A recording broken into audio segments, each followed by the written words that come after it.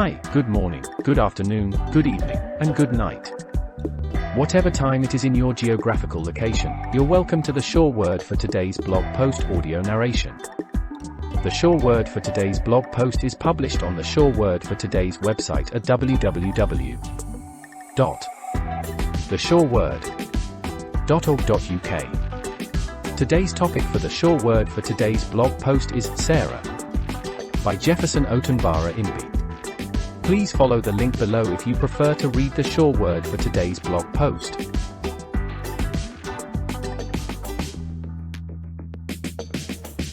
I dedicate this edition to my mother-in-law, late Mrs. Cecilia Omenariza Aberepikima, who died on August 7, 2022, in Lane Fox Remio Respiratory Centre, Redhill, United Kingdom. May her gentle soul rest in peace. Oh, my God. I have read countless times that there is no coincidence in life.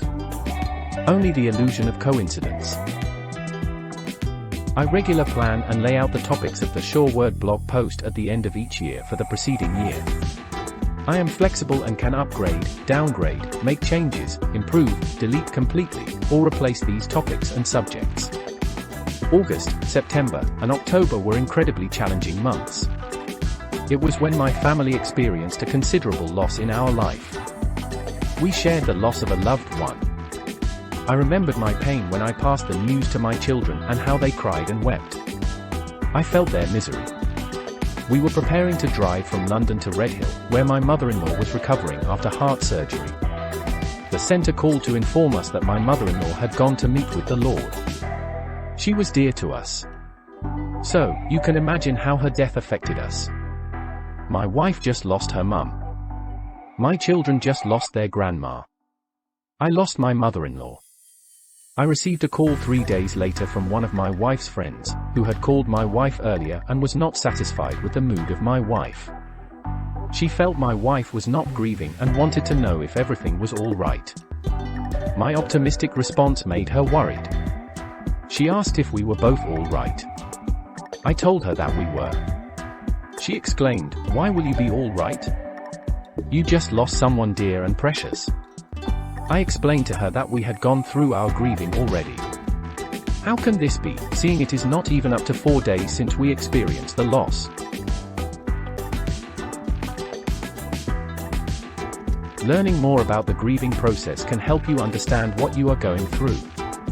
Grief affects us all in diverse ways. It is important to remember there is no normal way to grieve. Most people want you to grieve in a certain way. The many distinct aspects of grief can come as a shock. One of the most frequent questions is this normal? The people calling were in shock at the time they called. I tried to explain to them their current state of mind. I used the Sarah change management methodology to explain how they feel, how we think, and the different stages they will go through. We are not all in the same place of grieving at the same time. Everyone goes through the Sarah method of change when there is a change. The change could be anything. The methodology focuses more on business change. Sarah's method of change is the emotion people go through when they experience an event that comes with a change. The Sarah model of change of shock, anger, rejection, acceptance, and hope are normal emotions that people go through and should be expected in a new business change initiative. Although this is a huge topic in Six Sigma, it is an emotional aspect we all experience daily. Shock. The consultant approached my wife and me 2 weeks before the death of my mother-in-law. He tried to tell us indirectly that all data and road leads to death, and we should start preparing our mind towards death. He was honest, caring, and polite. He was even patient with us. Shock is a critical condition brought on by the sudden drop in blood flow through the body.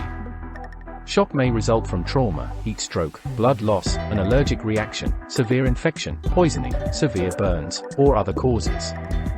When a person is in shock, their organs are not getting enough blood or oxygen. We were shocked from getting the fact that my wife would lose her mum, my children their grandmother, and I will lose my mother-in-law. There was a sudden drop in blood flow through my body.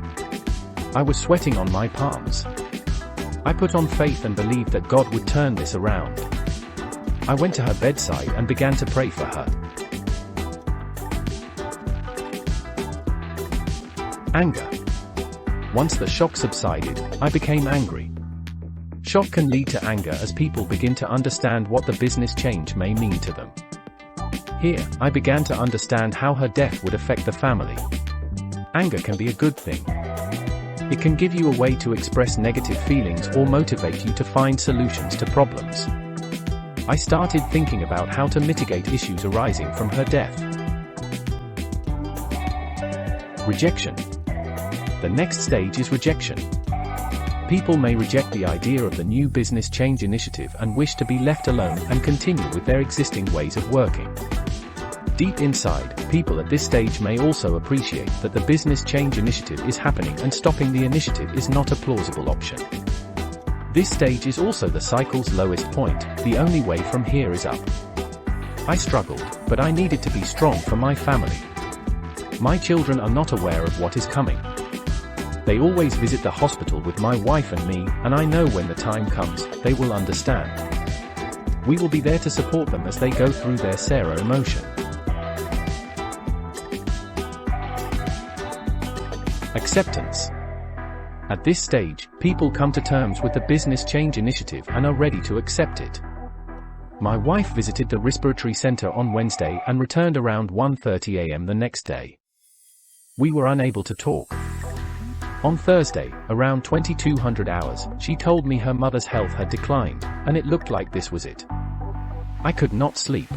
I came back to my computer and continued to work. That was when I accepted the change. We visited every Sunday from 1300 hours, but we were called by 8:30 that her health had deteriorated more, and we should start coming. We decided to leave earlier than we usually do. While getting ready at 1000 hours, they called and gave us the news of her death.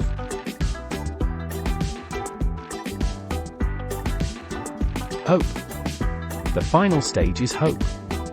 It is when people begin to see the positive sides of the new business change initiative and its benefits to them and the organization.